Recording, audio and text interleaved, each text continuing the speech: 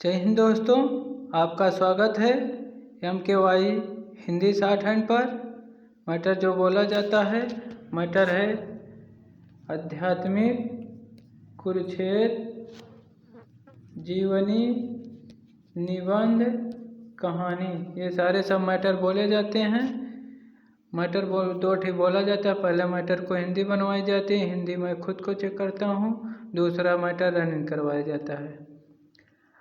अगर आप इस नंबर पर संपर्क करना चाहते हैं, मैसेज करके या कॉल करके पूछ सकते हैं।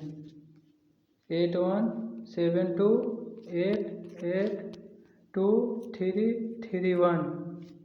आप इस नंबर पर संपर्क कर सकते हैं। इसकी जो फीस है 500 रुपये। डिक्टेशन शुरू होगी 5 सेकेंड बाद। आम तौर पर लंबी दूरी की ट्रेनों में खान पान को लेकर जिस तरह की कुछ शिकायतें आती रही हैं, वे बताती हैं कि ट्रेन में सफ़र या उसमें खाने पीने को लेकर पूरी तरह सुरक्षित और निश्चित नहीं हुआ जा सकता। आए दिन ऐसी खबरें आती रहती हैं कि किसी ट्रेन में परोसे जाने वाला खाना बेहद खराब गुणवत्ता वाला था। जब कोई मामला तूल पकड़ लेता है तब रेल महकमे की ओर से कार्रवाई होती दिखती है, लेकिन कुछ दिनों बाद स्थिति फिर पहले की तरह हो जाती है। आम ट्रेनों से लेकर राजधानी जैसी घोषित तौर पर उच्च स्तर की ट्रेनों में भी अक्सर खराब गुणवत्ता का खाना परोसे जाने की शिकायतें आती रहती हैं।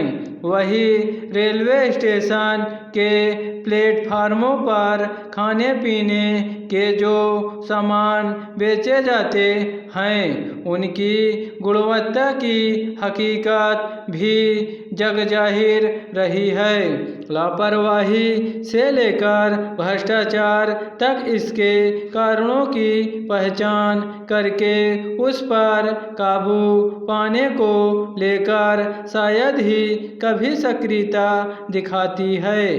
गौरतलब है कि केंद्रीय रेल मंत्री ने राज्यसभा में एक सवाल के जवाब में बताया कि भारतीय रेलवे में हर वर्ष औसतन लगभग 58 करोड़ लोगों को खाना परोसा जाता है।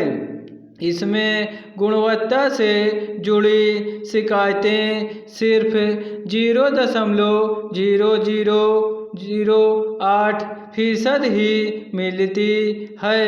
औपचारिक शिकायतों के आधार पर पिछले 3 वर्षों में IRCTC ने दोषी पाए गए वेंडरों पर 5 करोड़ 13 लाख रुपए का जुर्माना लगाया है। 54 वेंडरों को कारण बताओ नोटिस भेजा गया है और 6 के अनुबंध को खत्म कर दिया गया।